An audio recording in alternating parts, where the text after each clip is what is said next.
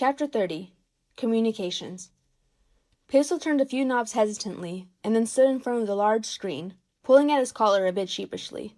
Don't get him wrong, he wanted to talk to his family. He really did. It's just a couple things. First, he's not sure if he used the telecommunicator correctly, even though Tweak had already taught him how to use it. And two, he didn't know how the family would react, probably overbearingly excited. Which was good, again, just a bit overwhelming. It was his first call to them since he left, after all. The screen rang, a circular icon appearing and chasing itself. Then there was a pause, the screen turned black, and he heard shuffling. "Hello?" he called out tentatively. "Peso, is that you?" His mother's voice. Peso felt his features melt into a smile, his nervousness gone. "Mom?" "Yes, it's me." The screen turned on, and he could finally see his mother and two brothers, Pinto and Pogo. They all crowded around their own little screen, but he could see the ice walls and ceiling of their igloo home. A wave of nostalgia hit him. "Peso!" they all yelled excitedly. "I miss you! My son, the Octonaut! How's the job?" Peso laughed. "I missed you all too." He was afraid of being overwhelmed by the questions, but he ended up cherishing it. Was he gone for so long that he had forgotten how much he was used to this? Boys, let's ask one at a time," his mother admonished the others gently. Then she turned towards Peso. "Tell us everything that's been happening. We're all dying to know, especially since you haven't called in the last few months." She gave a pointed look. Peso rubbed the back of his neck. "Sorry." Peso began explaining his last few months, that everything was fine. It had all been a growing experience, but he's slowly getting used to things. He left out his tension with Quasi. He was kind of ashamed to talk about how he had acted towards the pirate. It was all in the past, so no use in bringing it up, right? "Sometimes I can't believe that I'm here," he finished. "This was even more amazing than I expected. I'm helping so many creatures, and so far they've been so grateful whenever I help. It's the most satisfying feeling. And the crew I work with is great as well." "Yes, you mentioned how the captain had helped you. He seems like a very nice fellow," his mother commented. "He is," Peso said. He felt admiration grow within him. "He never looks down on me, even when I'm nervous. He's able to work peacefully with everyone. I would love to be like him one day." "And the other Octonauts?" Pogo asked. "How are they turning up?" Peso considered for a moment. They were nice, but they weren't as close as Peso was with his friends at home. The closest person, other than the captain, would actually be... Peso looked up at Pinto excitedly. "Guess what?" he asked directly to his younger brother. "What is it?" Pinto jumped forward, pushing his relatives to the sides in his haste, and leaned on his flippers towards the screen. He loved it when his big brother used his mischievous voice. It wasn't there as often as he would like. "There's an actual pirate on the crew," Peso whispered. Pinto gasped. A pirate? Are you serious, Peso?" "Absolutely." "Does he talk like a pirate?" "Yep." "Does he have an eye patch?" "Yes, and he even has a telescope and a treasure chest." Quasi had showed them to him after they had made amends. Mom, we have to visit them!" He lunged at his resigned mother as Peso laughed heartily.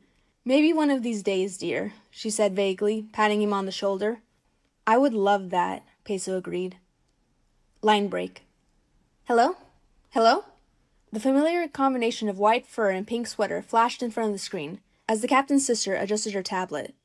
"Bianca, can you hear me?" Captain Markles asked. Depending on where Bianca was, either in Alaska or in the Arctic, her levels of internet connection varied. "Yes, I can." She adjusted the tablet one last time, then took her first good look at her brother. "It's great to see you again." "It's been a while, hasn't it?" Captain Markles chuckled. "We've all been traveling everywhere. Well, you've been traveling more, but..." She chuckled too. "How's the new crew?" "They're all dependable, and they each have their own specialties. Some need a bit more guidance than others, but that's normal in this sort of environment. There's occasionally a bit of tension, but so far, any conflicts get resolved amongst themselves, without my interference. So that's really saying something about their characters, in my opinion." He said that professionally, and almost clipped. But Bianca just raised her eyebrows and suppressed her grin. "Seems like you really like them." Her amusement was evident. His cheeks grew hot. "You could say that." He rubbed the back of his neck and cleared his throat. "How about you, Bianca? How has everything been?" Going well," she said nonchalantly. "Been traveling throughout the northern part of the world, getting food, the whole lot. I recently got a freelance job at a marketing firm." "So you're in Alaska now?" Captain Barnacles asked. "Are you going on the journey this year?" Polar bears tended to migrate, but some traveled larger distances than others. The migratory path that his family treaded for generations was quite large, going from Alaska to the Arctic. Polar bears who had such large migrations usually took freelance or temporary jobs during the months they were in the slightly warmer, populated areas. Those businesses in those cities were aware of the polar bears' migration, so they were willing to accommodate. "You bet I am," Bianca said. "I always feel most at home in the Arctic, you know?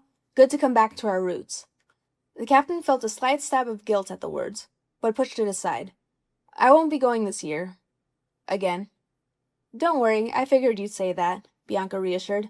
"You're quite the busy captain, after all. Maybe we could travel together another time." Captain Markle smiled. "I would like that." Line break. "Hey, Mum. Hey, Pa," Quasi said, looking at the two older cats on the screen. His mother was a brown cat with white paws, but his dad was an orange tabby, just like his father, Calico Jack, before him. Seemed like the genes ran pretty strong in the family. "How are you, dear?" his mother asked, looking at Quasi dearly. "How's your swashbuckling?" She chuckled fondly, but Quasi took it in stride. He loved his mom, and he knew that she supported him, even though she may not have understood.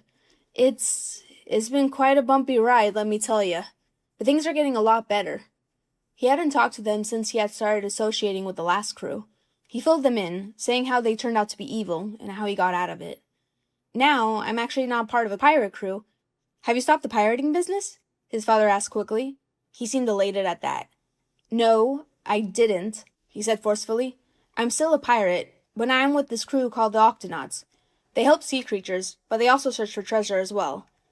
"Oh," his father said, deflating slightly.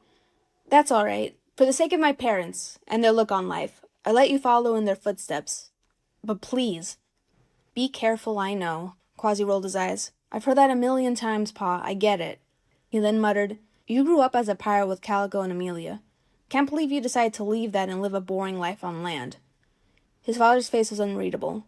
"I respect your wishes, so please respect mine, son," he said steelily. Quasi breathed out. "Fair enough," he muttered. Quasi would have given anything to sail with his grandparents, especially Calico. Quasi would have loved that.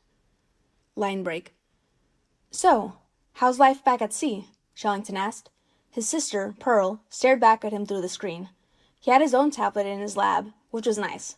It allowed privacy. "Jumping jellyfish. It feels so good to be back to our roots. The kelp forest practically looks the same way that it was when we were kids, Shellington. It's breathtaking." "I definitely need to see it," the male sea otter replied. "Are there any other sea otters there?" Pearl's face became somber. "No, not really. Sometimes one or two pass through, but no one else of our species lives here. But that's okay." Shellington could tell she was trying to cheer herself up. "I'll study here, learn more about the kelp forest, and hopefully start a family. And take care of the urchin population, of course." "I'm proud of you," Shellington said. He didn't know if he had the right to say that, being a sibling, but he couldn't help it. "I really wish I could help." They both knew what he was talking about. "But that's okay," he breathed out. She looked at him with understanding. Pity, a thought flashed. He tried not to think about it. "I'm helping in my own way. Being an Octonaut will bring a lot of information to the scientific community. That's got to count for something." "It absolutely does," she nodded determinedly. "But if you need help with research or anything, let me know," Shellington said. "I'll drop everything and help. You know that." "I do," she assured, "and I will." They said their goodbyes, and the connection ended. Shellington sat at his desk, staring at his blank tablet. If there was any way he could help, he would. He felt like he needed to. Line break. They had set up their appointment for 8 p.m., her time. It was 7:59, and Dashi sat on her bed, her tablet on and her headphones already plugged in. She was listening to some more Gazelle as she waited for her older sister to call. Her older sister, Tamarisa, was always punctual. Never a minute early or a minute late. The digital clock on her tablet just turned 8 when it rang. "Tamarisa, always true to form," Dashi commented quietly, before turning off the music and answering the call. Her older sister's face appeared, looking a lot similar to her own, except she sported pink cat-eye glasses, which Dashi had always secretly found hilarious, considering the type of species they were. "Hello, Dashi," she said primly, neatly folding her paws on her desk. "Hello," Dashi responded. She recognized the office Tamarisa was in. "Thanks for taking the time to call me."